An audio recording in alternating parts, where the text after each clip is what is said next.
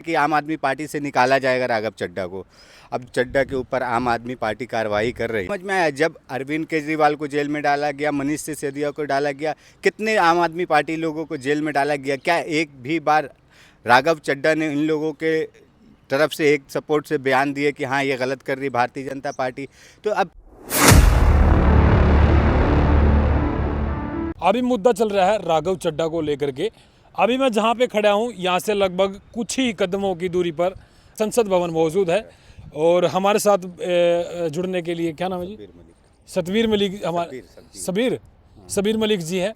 राघव चड्ढा पर जो जिस तरीके से बात हो रही है, यहाँ की पूर्व मुख्यमंत्री अतीशी हों या फिर तमाम जो जितने भी आम आदमी पार्टी के नेता, तमाम लोगों ने उनके ऊपर कमेंटमेंट किया है। कुछ लोग ये भी अंदाज़ा लगा रहे हैं कि भाई राघव चड्ढा अभी पार्टी छोड़ेंगे तो पार्टी कौन सी ज्वाइन करेंगे।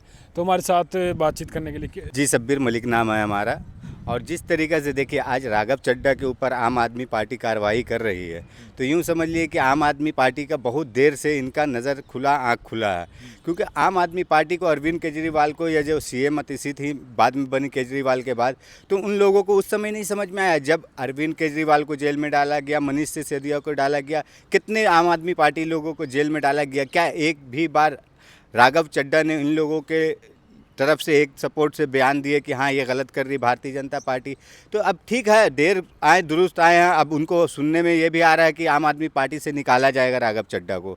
अब देखिए आगे क्या होता है, क्योंकि जिस तरीक़ा से आम आदमी पार्टी का आरोप है कि भाई ये मुद्दे की बात नहीं करते, जो हमारे पार्टी के लाइन के लेवल पे बात होना चाहिए वो बात नहीं रखते हैं राघव चड्ढा। वो बात कुछ भी करते हैं, जो पीआर वाला होता है ना कि प्रमोट कर रहे हैं आप अब किसी पार्टी को, तो नहीं, ये क्या कर रहे हैं ना, भारतीय जनता पार्टी के तरफ से बैटिंग कर रहे हैं। खाली नाम है आम आदमी पार्टी का। और ये आम आदमी पार्टी का इस तरीक़े से कि आप सोचिए, जनता के हित में बात करना चाहिए था राघव चड्ढा को, जनता के लिए आवाज़ उठाना चाहिए था। ये क्या उठा रहे, समोसा का, एयरपोर्ट का। आप बताइए एयरपोर्ट पे कितने % लोग जा रहे हैं एयरपोर्ट पे? जितने अगर जा रहे हैं तो आपको रेलवे का उठाना चाहिए ना, कि आम नागरिक आम जनता के लिए, कि हाँ भाई आम जनता किस तरीक़े से रेलवे में भर भर के कुछ के जा रही है। अगर एक जो बोलते हैं ना आरसी ट्रेन का जो रिजर्वेशन कर रहे हैं, तो उसमें जो मिल रहा है वेटिंग में मिल रहा है, तो क्यों मिल रहा है, ये सब पे बात उठाना चाहिए। तो ये बात क्या उठा रहे भाई, प्लेन का आप बात किए।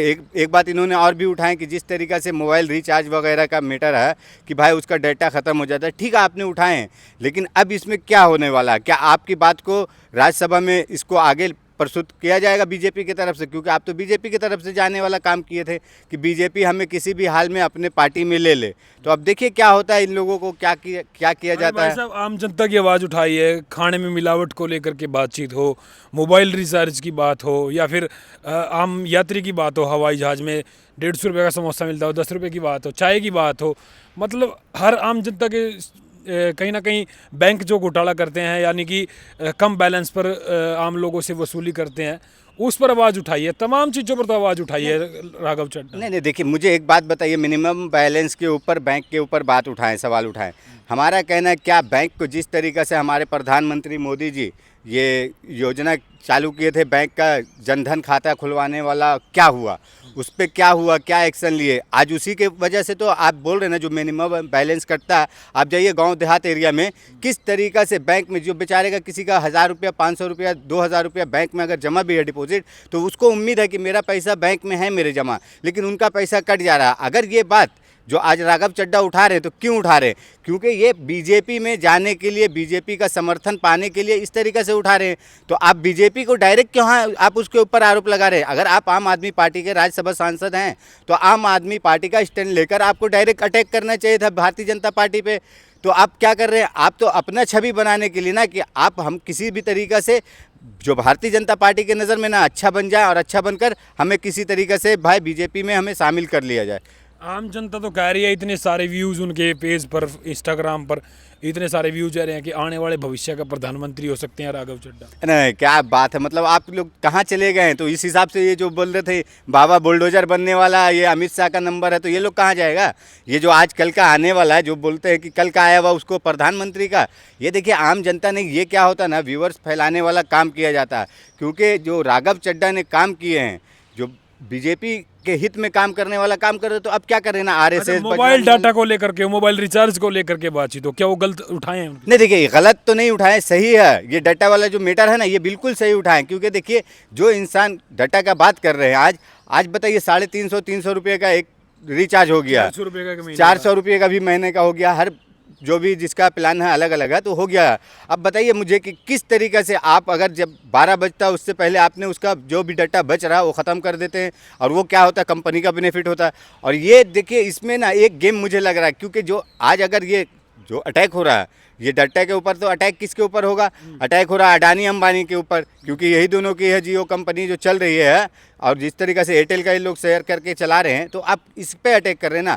और इस अटैक की वजह से मुझे जहाँ तक कि ये लग रहा है कि ये जो राघव चड्ढा है ना, कि दोनों तरफ से फंस गए हैं, कि हम आम आदमी पार्टी में भी नहीं जाने के लायक बन रहे हैं कि आम आदमी पार्टी मुझे दूर करने वाला काम करी, और यहाँ पे फाइनेंशियल सपोर्ट है अडानी अंबानी का, मोदी जी का, बीजेपी का जो सपोर्ट है फाइनेंशियल, तो अडानी अंबानी है ना। तो अडानी अंबानी को भी तकलीफ हो रहा होगा कि अरे यार ये क्या कर दिया, ये तो मेरा ही पोल खोल रहा है, और ये जनता को भ्रमित करने वाला, जनता को जागरूक करने वाला काम कर रहा है कि यार मेरा डाटा क्यों वापस नहीं दे रहे हो, खा रहे हो। तो ये चीज़ में फंस गए राघव चड्ढा। अच्छा, ये कह रहे हैं कि लोग भाई जैसे पार्टी आम आदमी पार्टी में वो है, आम आदमी पार्टी की बात क्यों करे हो, मतलब चलो करनी भी चाहिए, वैसे पार्टी में हो, लेकिन आम जनता की जो बात कर रहे हैं तो उसमें गलत क्या है? नहीं देखिए, आम जनता की बात कीजिए ना, लेकिन आम जनता की क्या बात कर रहे हैं ये आप बताइए मुझे। अब जिस आम आदमी पार्टी ने, अतीशी जी ने, जो पूर्व मुख्यमंत्री है, उन्होंने ये कहा कि भाई वो मोदी जी के खिलाफ तो बोलते ही नहीं है।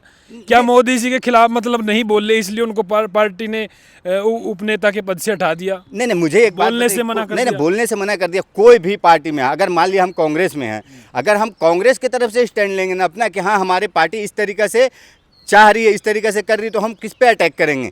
आप अगर आम आदमी पार्टी में हैं तो आप किसको लेना चाहिए था, किसको अगर घेरना चाहिए तो बीजेपी को। तो आपने किसको घेर के बैठे हैं? आप तो बीजेपी के समर्थन वाला काम कर रहे हैं, बीजेपी का सपोर्ट वाला काम कर रहे हैं ना।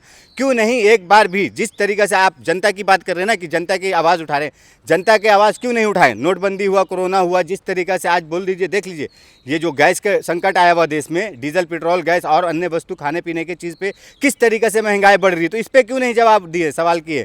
तो ये किससे सवाल करने वाला बात था? प्रधानमंत्री मोदी जी से ना, भारतीय जनता पार्टी से ना। तो क्या आप अगर आम आदमी पार्टी के जो हैं संयोजक वो कह रहे तो क्या गलत कह रहे? वो तो बिल्कुल सही कह रहे ना, कि आप सवाल क्यों नहीं कर रहे हैं भारतीय जनता पार्टी से? आप सवाल तो कीजिए, लेकिन पूरे पार्टी का आपको राज्यसभा क्यों भेजे थे चुन के पार्टी ने, कि हाँ भाई हमारे राज्यसभा में जाके हमारा मेंबर जो होगा राज्यसभा मेंबर, तो वो सवाल उठाएगा कि हाँ भाई इस तरीके से हो रहा है, गलत नीति है। तो ये सवाल ही नहीं कर रहे भारतीय जनता पार्टी से, तो पार्टी तो स्टैंड पे अपने आएगी ना, कि हाँ भाई इनको जिस तरीके से बोलने के लिए रोक लगा रहा है, तो सही किया ये जो आम आदमी पार्टी ने किया, बिल्कुल सही कर रहा है। ये सही किया है मतलब बिल्कुल सही कर रहे हैं ना। आप बताइए ना क्या गलत क्या कर रहे हैं भारतीय जनता पार्टी के हिसाब से अगर ये काम कर रहे हैं, और आम आदमी पार्टी तो क्या आवाज़ उठानी चाहिए दोनों, एलपीजी को लेकर के? क्यों नहीं उठानी चाहिए था क्या? जो जिस तरीके से अभी आप मुझे बताइए, प्रधानमंत्री मोदी जी ने जिस तरीके से अभी ये जो संकट आया था, हमारे जननायक राहुल गांधी जी ने सूर्य दिन से ही ये चीज़ के लिए ऊपर बात करने के लिए लोकसभा में खड़े हुए हैं, तो क्या हुआ? इन लोग ने बात नहीं की है। उसके बाद देखिए नेता विपक्ष राहुल गांधी जी को किस तरीके से इन लोग ने दबाने वाला काम के बीच में वो कंगना आई झुनझुना बजाते हुए।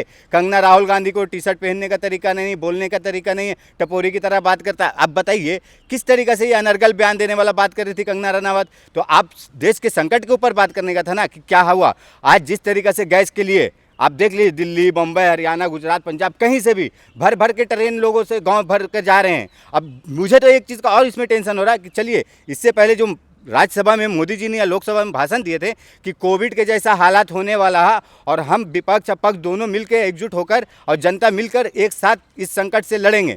तो भाई ये संकट से तो सब लड़ रहे हैं और लड़ेंगे ही, लेकिन मेरा एक सवाल है कि भाई अब जाकर क्या करेंगे? कोविड के टाइम में ये मनरेगा था, तो मनरेगा के तहत लोग है ना अपने अपने गाँव घर में जाके 2 पैसा कमा खा ले रहे थे, लेकिन आज क्या करेंगे? आज तो आपने मनरेगा को भी ध्वस्त कर दिए, नष्ट कर दिए मोदी जी। तो आज क्या करेंगे? आज तो इससे भी बुरा हाल कर दिए गैस डीजल पेट्रोल के हालात पे। अच्छा ये बताइए, राघव चड्ढा पे क्या ऑप्शन बचा है लास्ट में?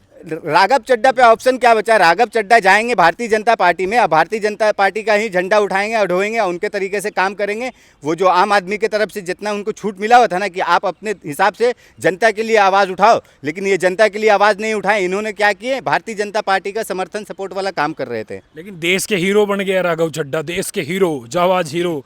कह रहे कि आने वाले पंजाब का मुख्यमंत्री का भी चेहरा हो सकते हैं। नहीं, आने वाले पंजाब के मुख्यमंत्री का आपने बयान सुने होंगे पंजाब के, क्या बोले उसने, पंजाब के मुख्यमंत्री ही उसको किस तरीके से जलील करने वाला काम किया कि हाँ भाई। उन्होंने डरा ना इस बात का, क्या बता राघव चड्ढा हमारी जगह ले ले। नहीं नहीं नहीं, राघव चड्ढा उसकी जगह कहाँ से ले लेंगे? राघव चड्ढा को देखिए भारतीय जनता पार्टी के अंदर ही जगह मिलेगा। राघव चड्ढा को ना आम आदमी पार्टी से किस तरीके से निकाला जाएगा ना, जो उनका कार्य है ना अभी 28 तक, तो 28 से पहले हो सकता है इन लोग कोई ना कोई ऐसा प्रस्ताव लाकर इनको निकाल देंगे, आम आदमी पार्टी से निकाल बाहर किया जाएगा राघव चड्ढा को। तो आपको क्या लगता है भाई, राघव चड्ढा ने सही किया या गलत किया?